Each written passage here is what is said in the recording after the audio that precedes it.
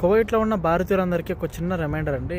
అదేంటంటే కువైట్లో చాలామంది అహ్లీ వీసా కాకుండా ముబారక్ అల్ కబీర్, మజ్రా ఇలాంటి సూన్ వీసాలోనే చాలా టైప్స్ వీసాలు అయితే ఉన్నాయి. వాళ్ళైతే ఒక కంపెనీ నుంచి మరో కంపెనీకి వేరే సెక్టార్లకి మార్చుకోవడానికి వీలు లేదు ఒకప్పుడు. దానికోసం ఆల్రెడీ గవర్నమెంట్ వచ్చేసి 2 months టైం అయితే ఇచ్చింది.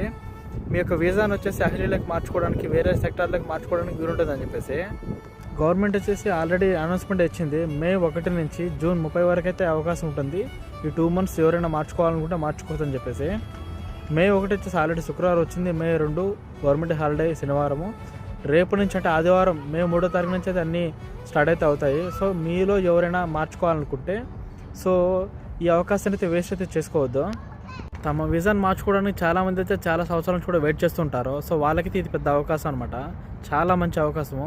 సో ఈ అవకాశాన్ని అయితే మీరైతే ఇప్పుడు వేస్ట్ చేసుకోవద్దు. For more videos subscribe to Manoj talks.